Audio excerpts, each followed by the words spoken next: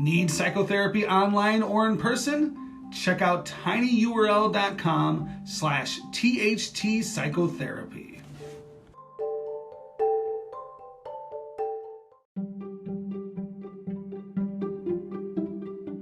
The George Brassey podcast is made possible with funding provided from Brassey Global Strategies, LLC, a leading political consulting, public policy, government affairs, and research firm.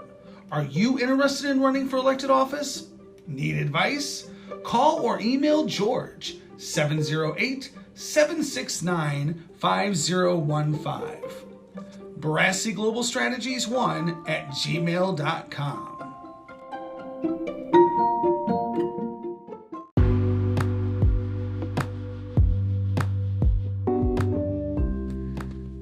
Before we get to the interview, I just want to tell you about our newest sponsor, Union Signs and Printing. Union Signs and Printing is a union sign shop located near Chicago, Illinois, that specializes in the production of corrugated plastic lawn signs used in applications ranging from political and election usages to unions, schools, and businesses. They also produce a vast array of other products, including American-made, union-printed t-shirts, banners, bio cards, literature, door hangers, business cards, and trifold. Get a hold of Union Signs and Printing at 815-740-1688 or find them on the internet at unionsignsandprinting.com.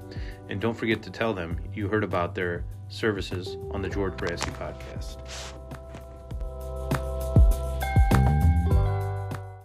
I'm so glad to welcome to the podcast Bloom Township Highway Commissioner Joseph Patrick. Commissioner, thanks for coming on. Thank you, George, for welcoming to the podcast. I'm very happy to be here. Commissioner Stanfa, talk a little bit about your personal relationship and history to the Chicago Heights, Bloom Township area. I'm a lifelong resident of the Bloom Township area. I've lived in Chicago Heights almost all my life. I attended St. Agnes, Marian Catholic. I attended the University of Illinois. I've been a member of St. Agnes Church. I am a member of the Chicago Illini Club, the Illini Quarterback Club, the Alumni Association of the University of Illinois, the University of Illinois Golf Caddy Club, which is part of the golf team support system, and I was a former vice president of the Iron of the Chief Society. Commissioner Stanfa, what did you go to school for at U of I? I know you're a proud alumni. I attended the University of Illinois, where I was a graduate of the College of Business with a degree in marketing. After graduation, when I started to work for Cook County Highway Department, they sent me back to classes for engineering through the University of Illinois and the Department of Transportation for the state of Illinois. Most people recognize the name Joe Stanfa. Talk a little bit about who your dad. My father was the Democratic committeeman here and involved in the Democratic Party for probably almost 50 years.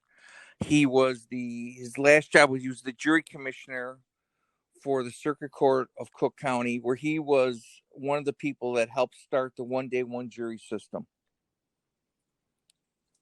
What's that experience like for you growing up having a prominent father who's in politics?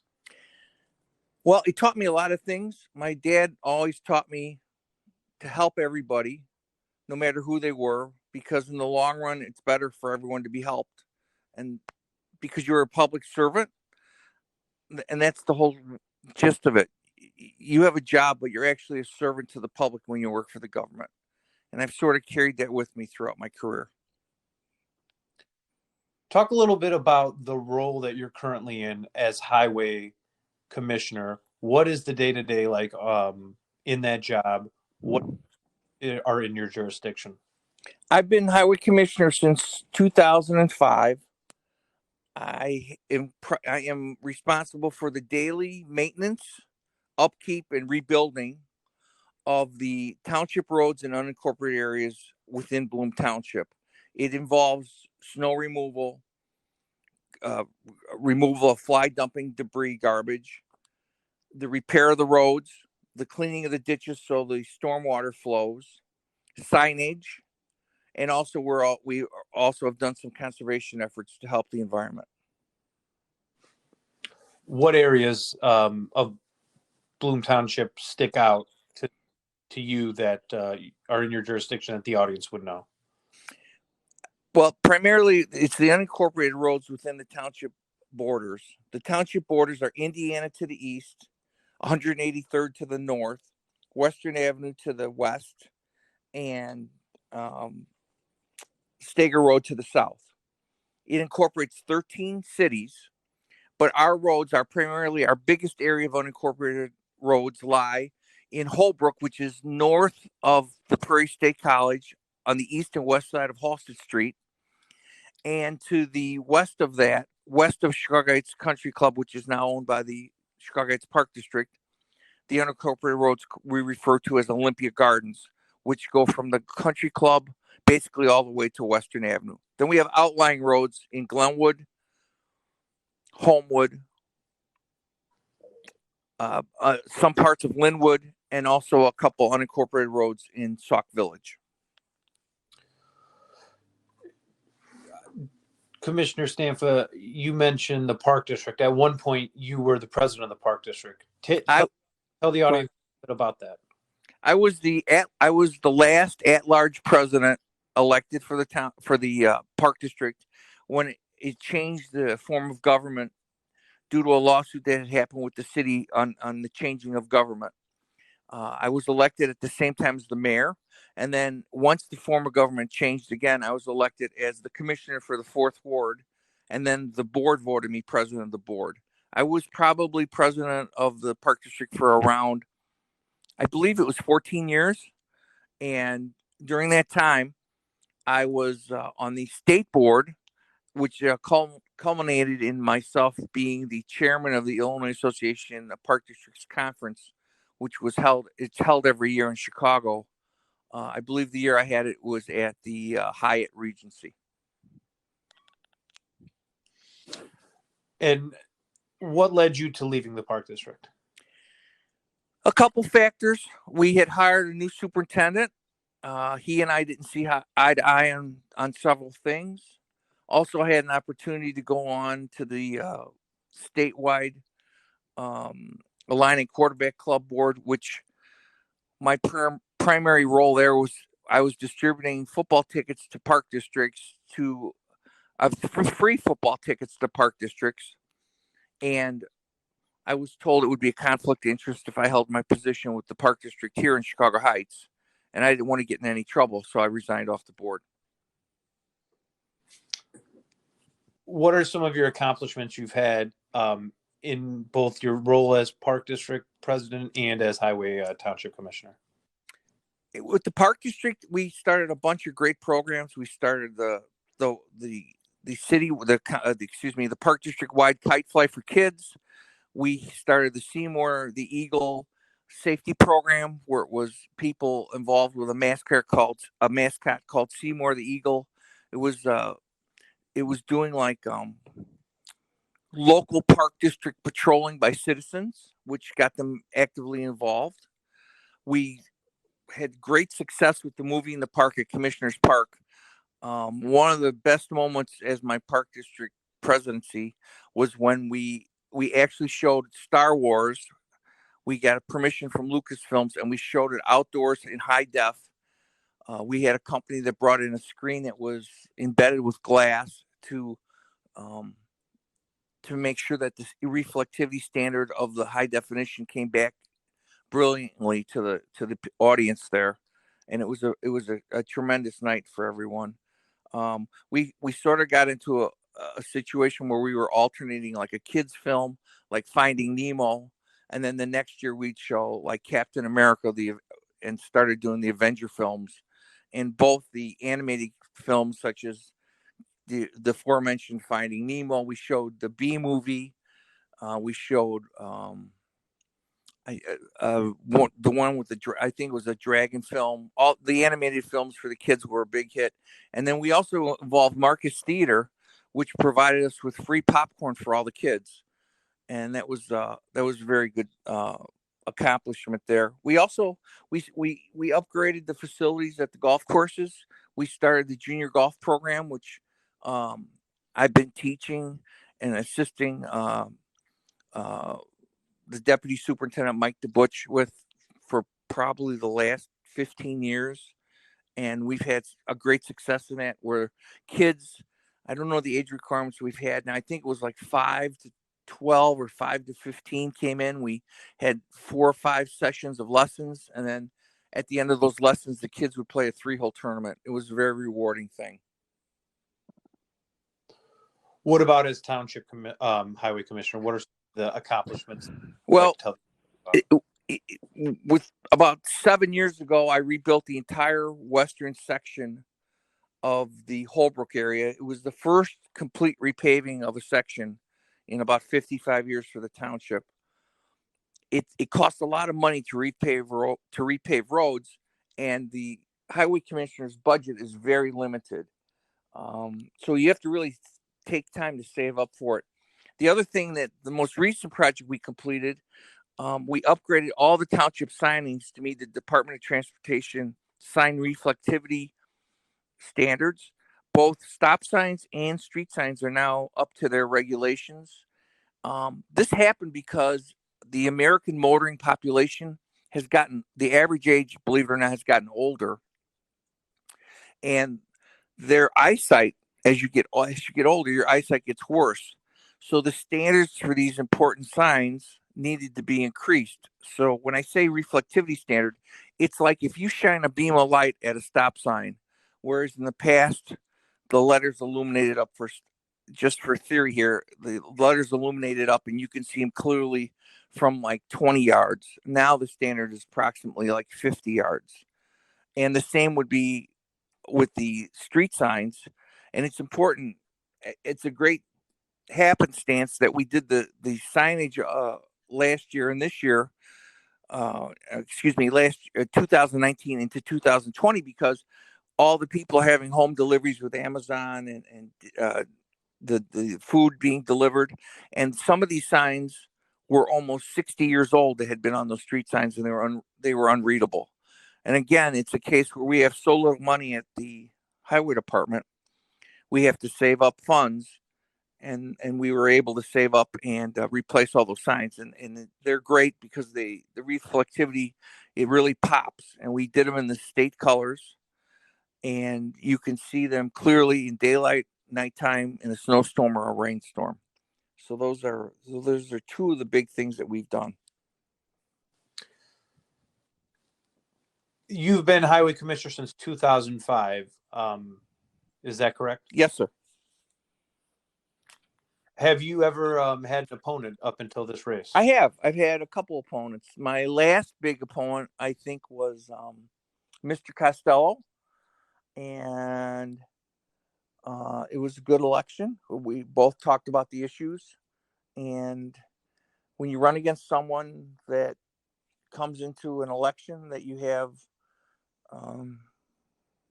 a good ethical viewpoint of, it makes the election a little easier, because you both mostly run on things that you guys want to do for the road district, their viewpoint of what they think you should have done, your viewpoint of what you can do and what they can't do. But when you get into elections where unethical people run, it sort of changes the ballgame, because suddenly you're not running for yourself. You're running for the good taxpayers of Bloom Township.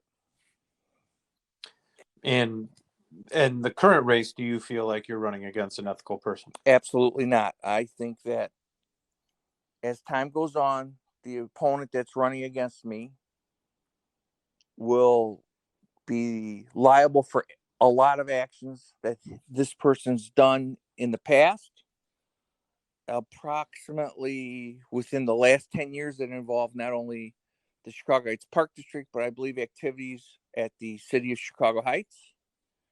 And I think some of the problems at the library may be traced back to this person's involvement. There's been a lot written in the news prior to the releasing of this episode about the library and the park district. What are your thoughts on what's been written? Well, I can't really speak about the Park District because at this time I fully expect to be invited and requested probably to speak before an FBI investigation. So I don't want to appear to give anything out that I shouldn't at this time. But I can say that I think there's been financial misdealings at the Park District. I know for sure there's been misdealings because of the forensic audit, which pointed them out at the library. The ethical thing would be for the Park District to have a forensic audit. It seems like unethical members have voted against it who may be tied in with this scandal or scheme. And I think that eventually either the state's attorney, the attorney general, or the Federal Bureau of Investigation will probably conduct their own independent forensic audit, which will turn up some of the discrepancies that I can't fully speak on. At one point, you were part of the Democratic caucus, but now there's the Keep Bloom Strong ticket. Can you talk a little bit about Yeah, that? I've been a Democrat all my life. I'm still a Democrat. What happened is because of some weak leadership at the weak current leadership of the Democratic Party, of the local Democratic Party, I was unable to participate in the Democratic caucus because if I chose to, and because I didn't trust the current committee woman, which is actually the committee men, to fairly give out the results, even if I had won in the election in the vote taking of the caucus, I'm sure that they would have steered the election against myself and other members of the Democratic team that are currently in office, and I would have not been able to run. So that's why I chose not to attend the caucus. Tell the audience about some of the people that are on your slate. I have the supervisor, TJ Summers, has been in there, I think, almost 20 years, maybe 22 years. He's done a great job. We worked together on some of the COVID problems for this year. My highway department was delivering food to seniors at home that couldn't get out. And TJ had a free milk giveaway for a drive up, and also the pantry, which has been expanded greatly by trustee Michael Noonan and several of the other, and now clerk, but former trustee Carla Matthews, who were instrumental in getting the pantry up and running. Our assessor Nora Gonzalez, she's worked quite hard to help with the assessments for the seniors. It's tough in the COVID environment. You can't have hundreds of people waiting in line 6 feet apart, which would put us outside the building for these appointments for them to file their assessment objections when they feel like their property taxes have gone up unsuccessfully in their favor. And sometimes it's just a matter of courtesy that you try to help work with these seniors. I mean, the two biggest populations that township government deals with are children, because if you can't get any food, you don't have a very good chance at life. So we provide the pantry so people can feed their families. And the other end of the spectrum are the seniors who've worked all their lives, and because of certain circumstances, they're not allowed or can't go out of their home. Maybe they can't drive or they're infirmed, and they need food. They need their snow shoveled. They need their driveways cleared. We also have a senior program that helps build ramps for people with a disability that needs to get in and out of their home. We've accomplished most of that. We've tried to help everyone we could. There's also the General Assistance Fund. When, for instance, there's a fire or someone can't meet their financial needs, they can come, and under the direction of the superintendent, they qualify if they meet the lower level of income, and the township provides assistance for them to help pay some of their bills, like electricity or gas, or rent, even rent. I believe. I think they help with the rent, that they can actually help people with housing. So, this has been a great team to work with. We work very hard.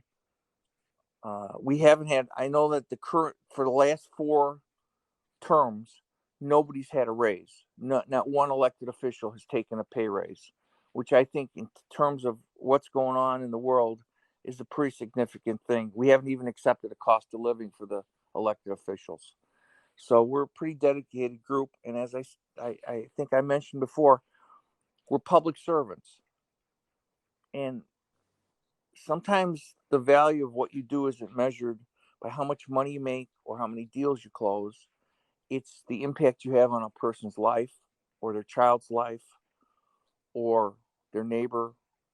And these things sometimes can't get measured.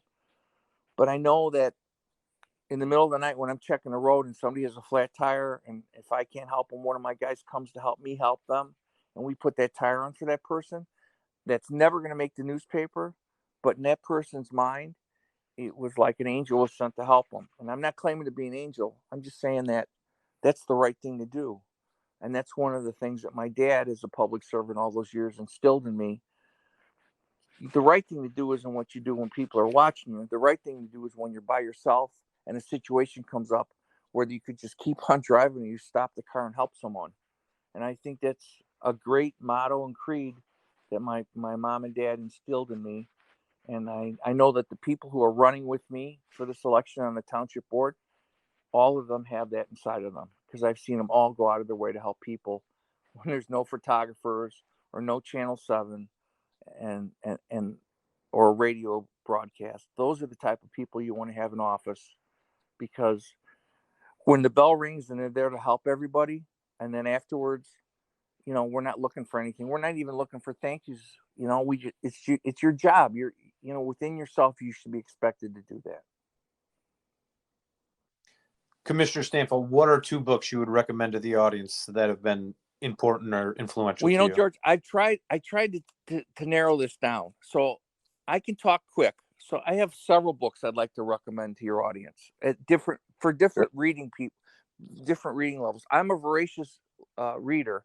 So for some casual reading or something really easy for someone to pick up, there's a small book. It's called Never Be Ordinary, Wisdom from My Father by John Cusack. Father John Cusack was the pastor at Old St. Pat's. It's a short book, about 65 pages. It's about 10 lessons he learned from his father growing up, and it's a great book. Another book along those lines is The Last Lecture by Randy Posh, I believe. It's about a professor who learned he was dying, and he wanted to give one last lecture to his students. And it's a really moving book about his life behind the scenes and the actual lecture, and how he wanted to impart upon those kids that it's not only him standing before them, it was educators that stood before him and him or her. And he was trying to impart wisdom to that class. Another book that I really love, it's an older book. It's called Lost Horizon by James Hilton. I love it because it's like a utopia of where man could go, whereas instead of a book about where man is now, it's about values of making a better world in the future. And it's a pretty interesting read. Again, another easy book for people who they really like to read and want to cheer themselves up in some ways. The 5 People You Meet in Heaven by Mitch Albom. It's a great book. It's about people who interact in your life that you really don't know anything about, and sometimes their stories lead them to the moment where they interact with you, and sometimes things happen in your life for the better or for the worse, and it's all part of a plan that we really don't know anything about. And finally, the last 2 books I'll recommend that are pretty hard reads. One is a little easier. It's called A Brief History of Time by Stephen Hawkings. It's about different phases of the cosmos and how we interact with it. There's a couple interesting articles, chapters about black holes and time in there, which should be interesting to some of the audience. And the last book I'll recommend is a really hard read, but it's got great information. It's called The Demon Haunted World: Science as a Candle in the Dark by Dr. Carl Sagan. It's a great book. It shows how science and truth has been a beacon for mankind as we've progressed pretty much from cavemen to where we are now. And it's sort of important now, as with this pandemic, people don't want to believe science, and different things are coming out that, you shouldn't get a vaccine, you should get the vaccine. Well, if you listen to science, which is the whole purpose of science, is to find universal truths. It's like solving a mathematical problem. And I think that book is a great read for everybody. And if you can get to it, I spend some time and read it. I've read it several times, and every time I read it, there's another nugget from Dr. Sagan. Commissioner Stanfa, where can the people find you on the internet? They can find me on Facebook easily. They can find me at the Bloom Township website. If they want to contact me at all, just call my office at 708-758-7070 and leave a message. I'll gladly call them back. Even if it's not my road, sometimes I can help in terms of, say you live on a road that's not a township road and somebody's dumped some debris. Usually if you call me, I can know who the person to call in your town to take care of that. Or if it's a Cook County road, I know who the contact is. Or if it's an IDOT road, I can call the Illinois Department of Transportation and get the appropriate person to either go out and do the job immediately or contact you for more details. And I'm more than willing to do that. Commissioner Joe Stanfa, thank you so much for coming on the podcast. It's been a pleasure, and I hope that you have a successful podcast, George. I've listened to your past ones, and they've been very enlightening. Thank you. Thank you, Joe. Take care. Bye.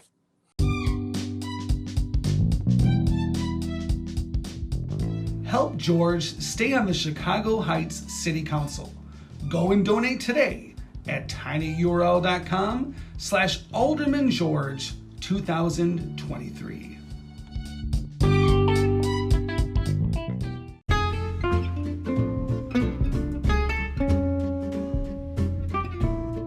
Need more George? Like his pages on Facebook. Friends of George Brassey PAC, Fifth Ward Business Alliance, Chicago Heights Bicycle and Pedestrian Resource Center, and the George Brassey Podcast. Freeze doesn't stop Chicago Heights City Council from taking care of business. Freeze doesn't stop Chicago Heights City Council from taking care of business. Chicago Heights, Illinois, despite some members of the council being absent, freezing weather and meeting remotely due to COVID restrictions, on Tuesday night the Chicago Heights City Council approved a number of projects to continue moving forward the city's beautification projects. Architectural services. With Alderman Vincent Zaranti sitting in as acting mayor for Mayor David Gonzalez, the council approved an agreement for architectural services with Tria Architecture. Under the $23,000 agreement, Tria will provide a space needs analysis of the municipal garage and water department facilities. The company will analyze existing facilities and determine whether an upgrade or a totally new facility is needed, based on current and future needs. Tria has provided architectural services for other local municipalities such as Country Club Hills, designing its amphitheater, storage and fleet maintenance facilities, and upgrading its recreational center. Morton Arboretum Grant. The council voted to accept an award of $15,000 from the Morton Arboretum through its Urban and Community Forestry Grant. The grant will pay for a tree inventory of the city. Funding for the grant is provided by the United States Department of Agriculture Forest Service through the Illinois Department of Natural Resources Urban and Community Forestry Program. It offers urban and community forestry grants to municipalities, which are required to pass a tree preservation/protection ordinance before the end of the grant period. Engineering services. The council also approved proposals totaling $842,000 for engineering services for various city infrastructure projects.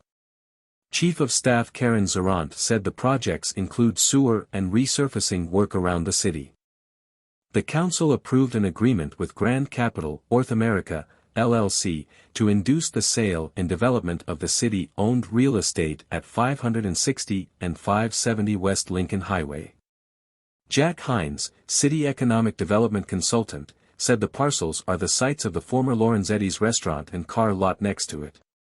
Grand Rapid Capital has done a number of developments in the city. In other business, Chief of Staff Karen Zarant gave the council an update on January's Illinois Department of Public Health vaccination clinic, hosted by the city. She said about 250 people registered online. The city plans to hold another vaccination clinic, in conjunction with IDPH, in February. Chicago Heights Fire Chief Jeffrey Springer announced the promotion of Captain Tony Mascalino to Assistant Fire Chief. The council approved a redevelopment agreement to induce the sale of the city-owned surplus real estate at 1902 Euclid Avenue, through the city's Abandoned Property Acquisition Program. And the city's city towing services agreement was renewed. Freeze doesn't stop Chicago Heights City Council from taking care of business.